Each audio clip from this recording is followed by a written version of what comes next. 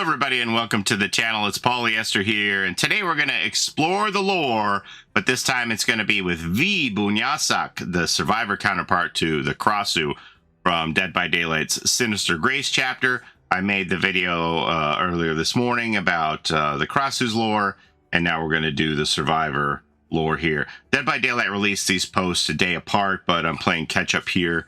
Over the weekend I didn't get a chance to work on it, so we're going to do both of them today. But as I said before, normally they put these videos out before the chapter release, so it's a little odd they did it after, but I am glad that they did them at all, because I was afraid that they were going to skip them.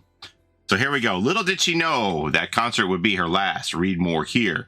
This takes us to the official Dead by Daylight website. I'm going to get into this pretty short one. It says 3 minutes. I'm a slow reader, so it'll probably take longer. All right, here we go. The energetic Vee Boonyasak always loved exploring and getting into trouble, but more than anything, she loved playing the drums. She began to teach herself how to play at an early age, and she learned traditional instruments and styles, but really fell in love with modern rock. And by the age of 18, she could play virtually any song on the radio after hearing it once. As a young adult, she went to a local show and saw Teak in the Kicks. Not sure. Let's go with Teak in the Kicks. She immediately fell in love with the band's scrappy sound. Teak's vocals had a gravelly urgency, and Creet's huge guitar sound filled the room. The teasers leading up to Vee's disappearance on her phone, Teak and Creet were both like trying to reach her on text on her phone in those teasers prior to the chapter's reveal. Creet's huge guitar sound filled the room. The only problem was the tired old drum machine that took ages to reset between each song. But she couldn't get their music out of her head. With no records or merch, the only way she could hear them was live. So she followed them from show to show, learning the simple beats programmed into the drum machine. The band finally had their big break, opening for a group of local legends. They sweated their way through sound check in the massive, uncooled venue when disaster struck. The drum machine crackled and smoked, finally giving up the ghost. They were loading back into the van when Vee offered to play with them, noting that the house drum set was already sound checked. And with nothing to lose, they let her play, and the crowd was whipped into a frenzy. Even Teak and Creet seemed rejuvenated by her brash, loud style and boundless energy. She became a permanent member of the band the next day. After jamming for a few weeks, they decided it was time for a new name, and Vee suggested they keep some of the old name, Axekick. They played their first show under the new name to a modest but enthusiastic crowd who had shown up just for them. Vee had her friend Mose record the show and post it online, and before long they were getting buzz from around the world. Vee spent all of her off time making shirts and patches. Axekick released an EP online, and before long, the three were scraping out a modest living. When Teak showed the band a video of a strange phenomena at an abandoned opera theater across town, Vee's thrill-seeking instinct kicked in. She said they had to play a show there.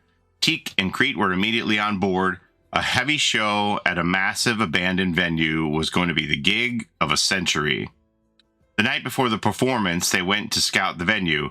Everything was covered in dust and grime, and the floors creaked with every step. It was perfect.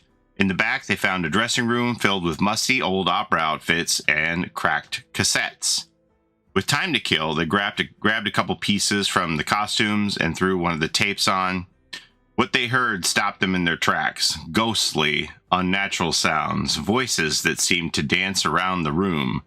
Disturbed, they stopped the tape immediately and made for the exit. The next day, the venue was packed. Axekick sounded tighter than ever. The crowd was losing their minds. Sweat pooled on Vee's brow as she played harder and faster in the suffocating heat. Above the crowd's screams, she heard something else, the voices from the tape. She closed her eyes to block it out, focused on the beat. The noise of the crowd faded as she lost herself in the encore.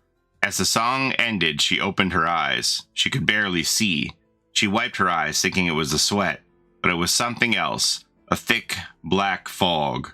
The crowd was gone. Teak and Creet were gone. Here was the echoes All she could hear was the echoes of her drums in the distance. She stood from her stool and strode into the inky blackness to find her friends. So speaking of her making the shirts, she's not very flawed. A lot of times our survivors have some flaws, but she's just like a super happy, upbeat drummer person. But here, let me show you this, mentioning her making the shirts for the band in the lore. You can get the shirt yourself. Let me show you. So here on Dead by Daylight's official merchandise shop, they have a Sinister Grace collection, and you can get your very own Axekick shirt to wear in real life on your body. All different sizes here, as well as if you've seen the 3 phases of posters for the Krasue, they have this lenticular one that goes from human image to half and half to full Krasue. Or if you just want the individual posters, you can order those individually or in a set of 3. You can get all 3 posters, and then there's a Krasue shirt as well. I mean, they have a lot of other chapter merchandise on the official Dead by Daylight shop too, but this particularly for Sinister Grace, I wanted to bring that to your attention. That's pretty cool. I like the stuff that replicates stuff in game.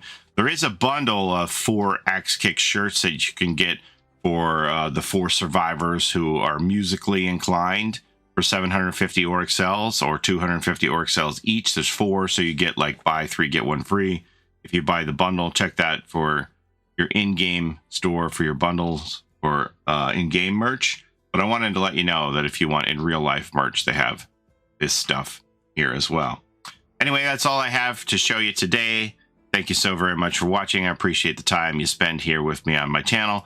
Don't forget to like, comment, and subscribe, as it helps the channel a ton. And don't forget to take care of each other in and out of the fog. And we'll see you next time.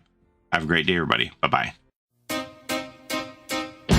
It's a Gen Rush life for us. It's a Gen Rush life for us. Set a hiding, we do gens. Set a randoms, we got friends.